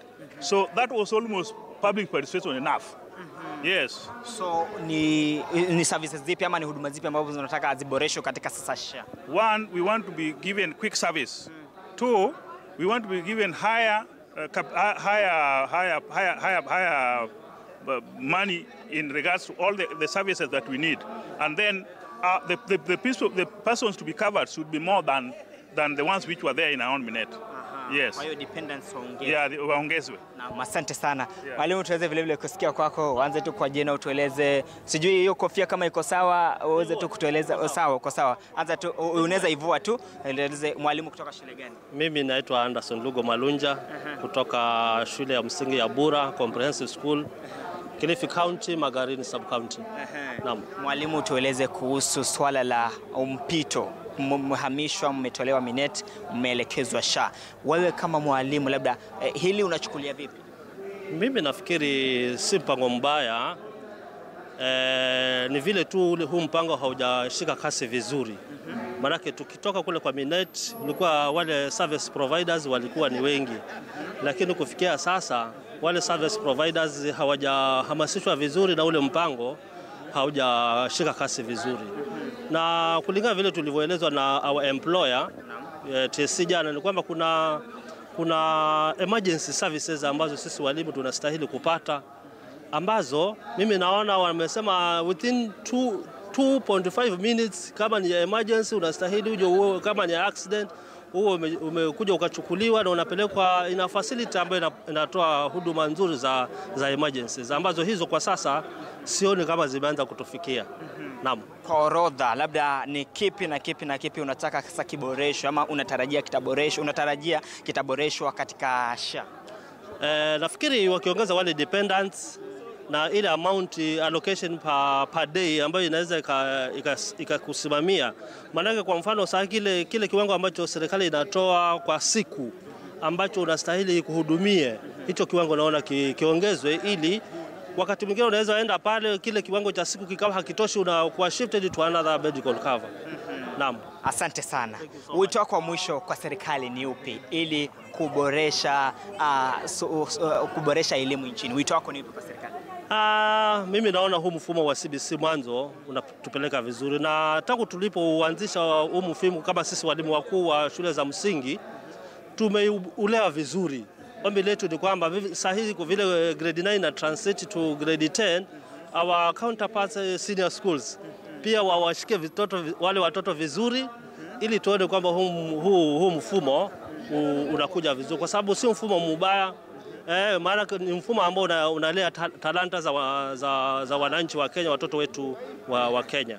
Mwalimu, labda nyinyi kama walimu wa comprehensive, mnahisi mna kila kinachohitajika kuwa na JSS ama JSS zipelekwe shule? Unajua huu ni mfumo ambao umeanza kukita mizizi kwa sasa. Maana kule tulikotoka ni kugumu zaidi kuliko huku ambako sasa tumefika. Sasa serikali imejitahidi, imetujengea madarasa, kile tunahitaji ni zile sasa laboratories. Ikiboreshwa hivyo naona hii kitu itakuwa imeshika vizuri. Itakuwa ni sawa. Asante sana mwalimu. Hayo ni maoni, asante sana. Hayo ni maoni kutoka kwa walimu ambao wamehudhuria kongamano hili la walimu hapa katika kaunti ya Mombasa, kongamano ambalo linatarajiwa kutamatika hii leo, na vile vile bado tutaweza kusikia tu kiongozi wa NAT aweze tu kutueleza. Karibu sana katika TV47, na leo ni kiongozi wa NAT, tueleze tu wewe ni kiongozi wa tawi lipi? Yes. Mimi naitwa Mwalimu Danalo, kiongozi wa NAT tawi la Kilindini katika Mombasa County, na vile vile National Trustee Kenya. Naam. Labda utueleze tu wewe kama kiongozi wa NAT, kumekuwa na hili swala kuhusu mpito wa kutoka Minet kuelekea SHA. Wewe kama kiongozi wachukulia vipi? Sisi tumesema kwamba mwajiri ndio ako na mamlaka kuchaguliwa wale wafanyakazi wake kwamba watapeleka wapi. Awali tulikuwa tuko na tofauti nao, lakini baada ya kusema kwamba sisi ndio waajiri, sisi ndio tulipeleka ile contract na Teacher Service Commission.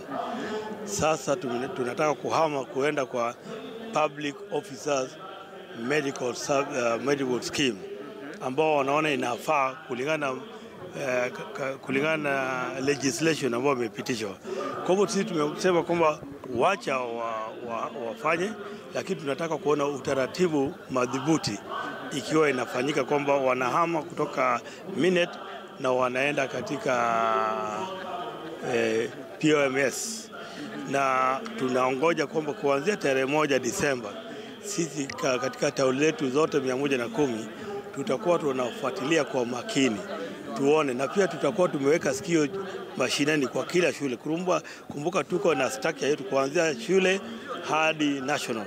Kwa hivyo sasa tutangoja kuangalia, je, yale yote mema ambao wamesema wanaitekeleza, na pia kuna kipengele baada ya miezi mitatu, ikifika mwezi wa 3 tutakuwa tunatathmini kwamba tumeenda sina mzuri ama kuna shida ambayo iko, na tutakuwa tunaweka, na pia tunataka waweke structure kuanzia county level hadi regional hadi national, Kwa hivyo tunasema sasa hatuwezi kuteta pass, wacha tuangalie mchezo ikianza, kwa sababu tumeona tayari kila kitu imeshatimizwa na sasa mwajiri ameshaweka mkataba na pia OMS, na sisi tunangoja mwajiri anafanya nini na mwalimu ambao ni customer anafanya nini na wanaitika namna gani. Na nyinyi waandishi wa habari pia tunataka kuwaita nyinyi mufuatilie kwa makini. Wakati umesikia muskil, na sisi pia tunaenda na tutaenda hizo hospitali na tutafuatilia kwa makini. Tumeanza kutengeneza tuseme stakia yetu kuanzia shule level. Tuangalie shule wale wameenda watakuwa nini katika zoni yetu, tunaangalia inakuwa namna gani. Kwa hivyo mlisikia Magangi ambao ni CEO alisema wema, Director Teacher Service Commission of Medical alisema kwamba na kuna matumaini, wameonyesha pesa imeongezwa katika ile mwa chini hadi kule juu, na pia wamesema maternity imeongezwa hadi 150. Yale yote tuangoja wale ambao wako na chronic diseases kama diabetic, kama cancer, tunataka kusikia. Sasa kazi yetu kubwa ni kuweka sikio mashinani, na tutaweka bottom up kulingana na policy.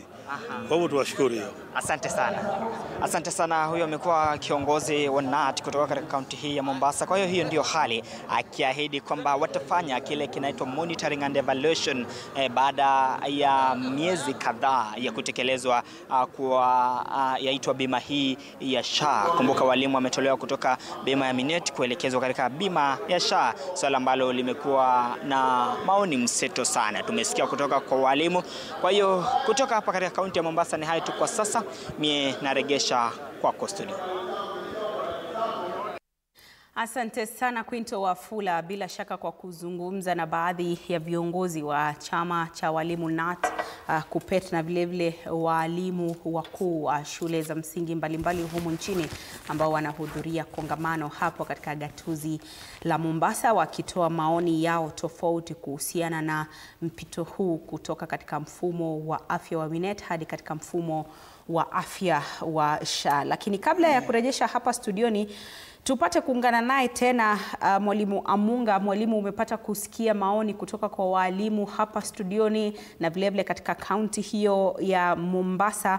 Lakini sasa kwa kufunga au hata kwa kumalizia upande huo, tuelezee labda ni kipi ambacho kinawatia nyinyi walimu wasiwasi zaidi? Ni kuhusiana na huu mpito kutoka Minet hadi SHA, kuhusiana na public participation ambao nimesikia walimu wengi sana wakizungumza na wakisema kwamba hawakuhusishwa, au ni kuhusiana na hospitali ambazo huenda hazitashiriki katika mpango huu mzima wa bima ya afya ya SHA?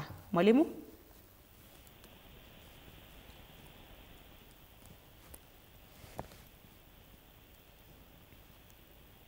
Haya, naelezwa kidogo hatupatani naye kupitia njia ya simu, lakini si neno, tutazidi tu kuendeleza kipindi hapa studioni. Na labda nilielekeze swali hilo kwako Bwana Ndongo Wangenye, hata tunapo labda malizia kuhusiana na wasiwasi mkubwa ambao unajitokeza. Umepata kuwasikia walimu hapo wakizungumza, viongozi wa walimu wa NAT na KUPPET wakijaribu kutuliza joto kidogo, lakini wasiwasi mkubwa haswa ni upi miongoni mwa walimu ambao wanataja wengi kwamba wanaogopa kurudia makosa ambayo yalifanyika chini ya mpango wa afya wa Minet, lakini sasa kwa kubadilisha jina makosa yale yajirudie chini ya mpango wa afya wa SHA? Ni kweli kabisa Adrin, na naungana pia mkono na hao walimu. Kenye wasiwasi walimu wako nayo, na hiyo it cuts across. Hata kuna wengine wananiandikia mpaka messages, ujumbe katika simu yangu. Wananiambia shida iliyo kubwa ni ati hawajaelewa na hawajui hii structure ya hii insurance yao itakuwa aje. In fact, kuna mmoja ameniambia hapa, SHA is good but we don't know the structure. Ameongea kwa lugha ya Kimombo. Kumaanisha the government insurance hawana shida nayo. Kitu ya kwanza, hawajui structure iko aje. Maybe kwa kuwa hakukufanywa public participation. Hiyo ni kitu ya kwanza. Jambo la pili, kuna masuala mingi na walimu Salim na George watataja hapa.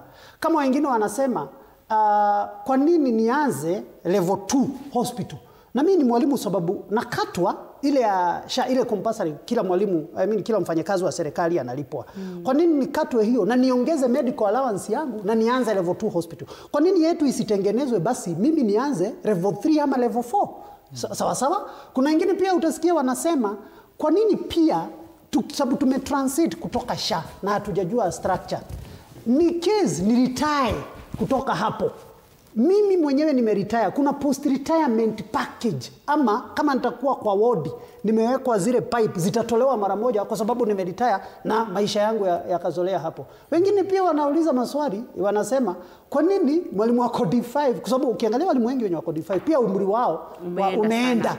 Kwa nini apewe maternity allowance ya 300,000 1 million na yeye kwanza hata labda hata jifungua mtoto mwingine kama ni mwalimu wa kike. Itakuta kwamba wale wanaandikwa vijana wadogo Gen Z na millennial au ndio wanaendelea kupata watoto. Kwa nini hiyo package isibatilishwe ama ipinduliwe, yule yako na umri wa miaka kidogo wa kuendelea uzazi wake ungari upo apate maternity allowance kubwa, na yule naye mzee pia naye utakuta ya kwamba ako D5 ama D4 umri wake umeenda, pia naye utakuta anahitaji tena madawa zaidi, kwa sababu vile mtu anaendelea akizeeka adrin ndio afya yake inadhoofika na ndio atakuwa akitembea kwa hospitali mara mingi kwa mingi. Kwa hivyo kenye kinajitokeza kwa uwazi na hata walimu wamesema na walisema hawakuwa wanataka insurance mbili, walikuwa wanataka moja, na ni vizuri imekuja sasa insurance moja. Kwa hivyo kenye kinahitajika kwa wakati huu ni itengenezwe iwe enhance. Masuala yenye walimu na Salim na George wataongeza masuala mengine iwe enhance, ndio ikue sasa inawafaa kulingana na package yao venye wangeitaka iwe. Kwa sababu tukifanya hiyo tutakuwa tumesuruhisha mambo mingi sana, na itakuwa SHA ama hiyo comprehensive medical cover ya walimu itakuwa sawa. Pia la mwisho nikimalizia nataka kusema kwamba wameleta mpaka swala wakasema kwa nini ni walimu pekee pia wanaenda SHA, sababu walimu pekee sio wafanyikazi wa serikali. Remember kuna wafanyikazi wengine wa serikali, polisi, wanajeshi, madaktari, nani, hao wote. Kwa hivyo ni comprehensive debate. Ndio sasa hata iwe enhanced package. Isiwe tu ni walimu wamehamishwa kutoka private insurance to government insurance na wale wengine pia wamebaki private. Ni nini mzuri wanaona huko wao wamebaki, sisi tumepelekwa hapa. Kwa hivyo hiyo debate ni kubwa adrin, lakini jambo la muhimu na mimi yenye nimefurahia ni kwamba government insurance cover is always the best. Na pia tupunguze kama ni ufisadi utakuwa katika SHA. And I'm telling you, na nakwambia kwa uwazi adrin, hiyo ndio the best insurance. Utakuta ya kwamba ndio itakuja kufaa wafanyikazi katika nchi yetu ya Kenya. Naam, namuona Margaret Mumanyi hapa anasema teachers open your eyes, what of teachers who need specialized treatment or children with special needs. Anasema Mungu atusaidie aki. Naelezwa kwamba tunaye mwandishi wetu wa habari kutoka Nyahururu Laban Muhinda ambaye pia amezungumza na wadau wa elimu kuhusiana na bima hii ya afya. Wacha tusikie wanaye pia kusema. Naam, Kilemi, shukran sana, ninakupata kwa njia ya mbashara zaidi nikiwa hapa mjini Nyahururu, huku ni kaunti ya Laikipia. Nami hapa ninaye tu mwalimu mmoja kutoka kaunti hii ambaye vile vile ningependa kumhusisha katika mjadala wa siku ya leo. Tusikie yeye kama mwalimu anahisi vipi uhamisho kutoka bima ya afya ya walimu ya Minet kwenda SHA. Karibu tu ndani ya TV47. Ukianza kwa majina, tueleze ni changamoto gani ambazo nyinyi kama walimu mlikuwa mkikumbana nazo katika bima ya zamani ya Minet? Asanti sana kwa majina. Mimi naitwa Mwalimu Ngugi, nafunza shule ya kata ya Laikipia huku Nyahururu. Kwa kusema ukweli, Minet ilikuwa inashughulikia walimu, lakini kwa ukitibiwa kwa service ilikuwa ina delay on payment. Na vile tumeona mambo ya SHA, tumeona SHA mtu akitibiwa yani hospitali inalipwa kwa haraka. Zile zingine kwa Minet ilikuwa na dependent unawekewa kama watatu. Tumeona pande ya SHA wameongeza, wamefika hadi 6. So hiyo kitu inafurahisha kwa sababu unajua familia ni kubwa. And then sasa pale kwa Minet kulikuwa na delay ya services ya ambulances. Lakini hapa kwa SHA tumeona mambo ya ambulances ni effective na ni inaenda kwa haraka. Pia pale kwa Minet hakukuwa na mambo sana sana ya inpatient. Lakini sasa kwa SHA inakava mambo ya inpatient na outpatient. So sisi kama walimu pia tunafurahia. Tena imeongeza mambo pia hata ya kutengenezwa meno. Walimu wanatengenezwa meno, ndio hata ukifunza hata ukismile kwa wanafunzi wanafurahia. Yes. Kwa hivyo wewe kama mwalimu, uhamisho kutoka bima ya Minet kwenda bima ya SHA umeridhika nayo? Mimi nimeridhika kwa sababu hata watu wengi wananchi wamejiandikisha. Ni vizuri kusupport mfumo wa serikali kwa sababu unajua walimu, Minet, kila kitu ni ya serikali na inakava watu wengi like 400,000 teachers. Wote wakiingia kwa SHA, mimi kama mwalimu I believe ni vizuri tuingiane kwa serikali ndio hiyo mfumo uendelee pamoja na tupate kusaidiwa na serikali kwa pamoja. Kwa hivyo wito wako kwa walimu kote nchini ni upi kuhusiana na uhamisho huu kutoka kwa Minet kwenda kwa SHA? Mimi ningeambia walimu wahamishe wakati services za serikali watakuwa wakitransit from Minet to SHA. Walimu wote wakubalie, tuungane, tusonge mbele, tupeleke Kenya mbele. Asante. Asante. Naam, Kilemi, kama vile ambavyo umesikia hayo tu ni maoni ya mwalimu mmoja kutoka kaunti ya Laikipia akielezea maoni yake kuhusiana na uhamisho kutoka kwa bima ya zamani ya Minet kwenda SHA. Kutoka kwangu mie Laban Muhinda nikiwa hapa mjini Nyahururu huku ni kaunti ya Laikipia, sina la kuongezea kuregesha usukani kwako Kilemi.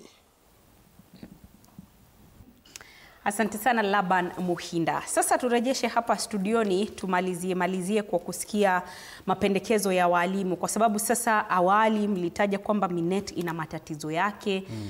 Serikali imependekeza kwamba uhamisho ufanyike Disemba 1 kuingia katika mfumo wa afya wa SHA, lakini pia hilo ni tatizo.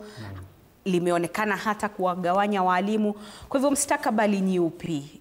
Afya ya walimu, manake ili mwalimu aweze kufunza na elimu iwe bora pale shuleni na si bora tu elimu, lazima pia afya yake iwe nzuri. Kwa hivyo Mwalimu Salim, pendekezo lako ni lipi? Pendekezo ambalo labda huenda likawafaa walimu wa humu nchini wote kwa ujumla, na lile ambalo mtasema sasa tumefurahia na tunaona kwamba serikali inatujali.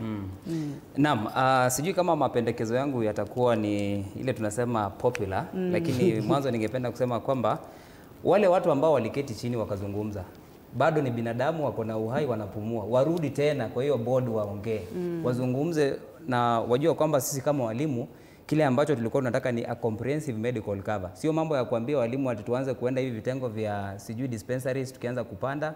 Kwa hivyo my first recommendation ni kwamba walimu hawataki haya maswala ya kwenda kwa SHA jinsi ambavyo mfumo umewekwa. Kwa hivyo tungeomba kwamba warudi kwenye meza waangalie. Jambo la pili ni kwamba shida ambayo ilikuwa kwa Minet ilikuwa ni moja peke yake.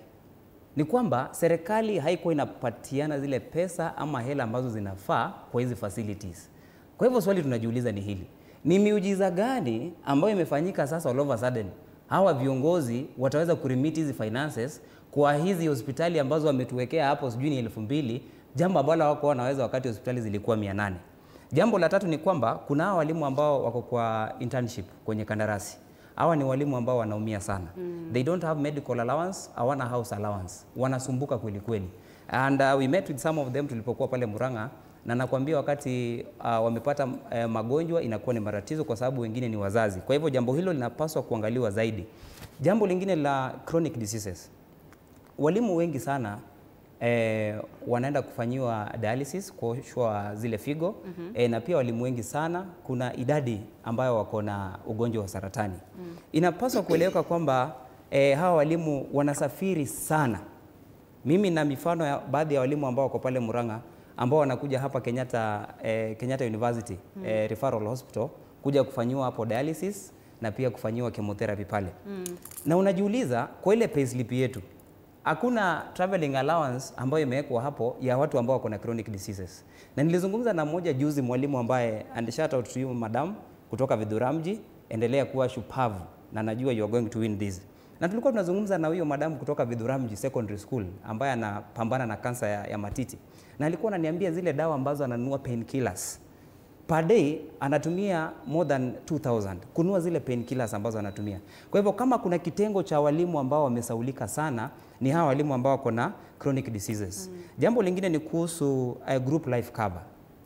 Hii group life cover ilikuwepo pale kwenye Minet lakini sasa imeondolewa. Na ndio maana ulikuwa unapata kwamba kama mwalimu sihitaji kwenda kutafuta life cover. Baada ya mimi kufariki najua kwamba familia yangu itakuwa imetunzwa vizuri. Group life cover tunasema kwamba inafaa irudi mara moja na sio tafadhali. Na ndio maana tunasema hawa viongozi popote mlipo, bado mko na uhai, rudi pale kwa boardroom, muambie hawa watu kwamba haya ni mambo ambayo tunahitaji. Jambo la mwisho ni kwamba ni kuhusu system. Kwa kumalizia, jambo la mwisho ni kuhusu system ambayo haifanyi ya SHA.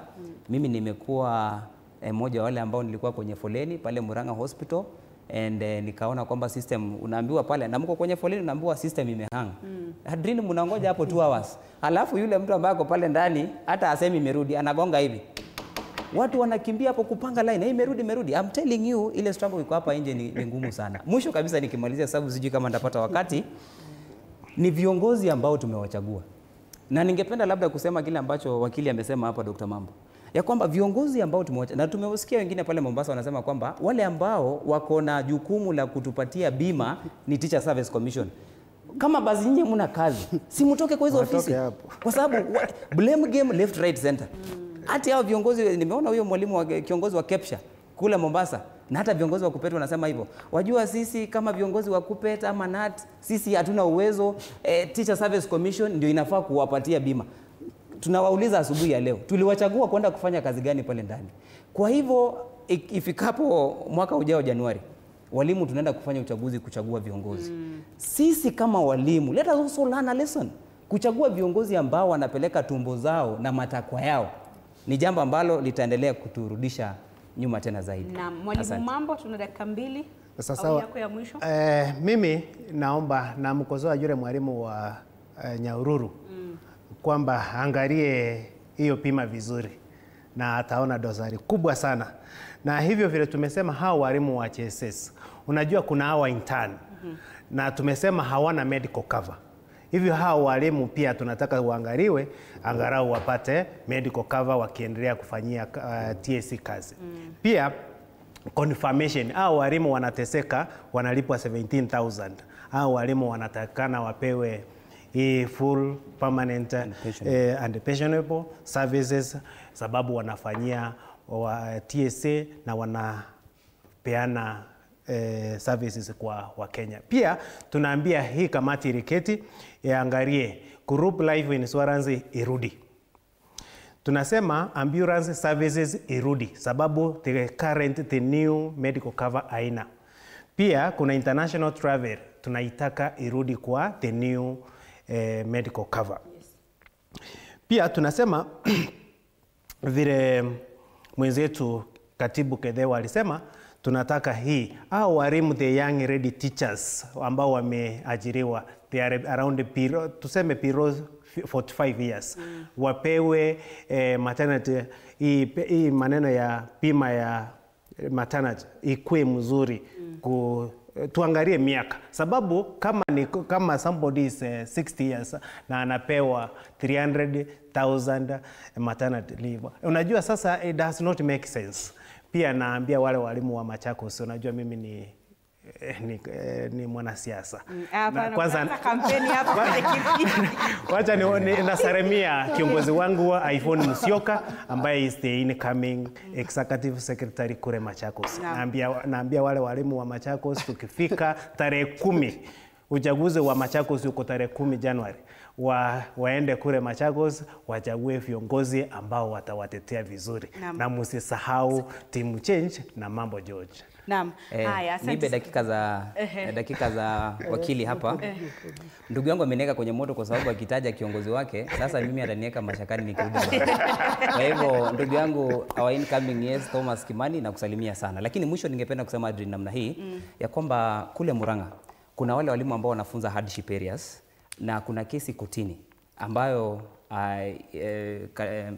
ndugu yangu hapa yupo pale, na wakati ambapo tulikuwa tunaelezea walimu wa Murang'a kuhusu hili swala, walikuwa kwanza wanasema kwamba ndugu yangu hapa sio wakili.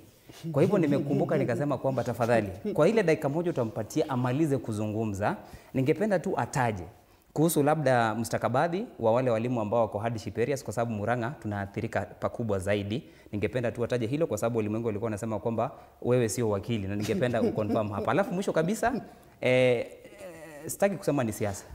Walimu wa Murang'a waliniambia, ndugu yangu Salim, wewe unaweza kuwa mwenyekiti wetu KUPPET next year tukifanya uchaguzi.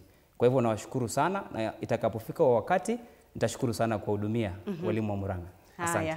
Hivyo asante. Kwa kumaliza namuomba aongelee maneno ya hardship kijumla, sababu hata Machakos pia kuna utata. Haya. Tunataka tusikie msimamo wake. Wakili kwa dakika moja. Sijui wenzangu Adrian wamefungua chapter nyingine ya debate, lakini wacha niseme kwa dakika moja, niseme na kwa kiufupi. Unajua tajriba ya wakili kama tajriba yoyote, you are banned from advertising. Yes. You cannot advertise yourself as an advocate because inaenda kinyume na kanuni zenye zinatawala.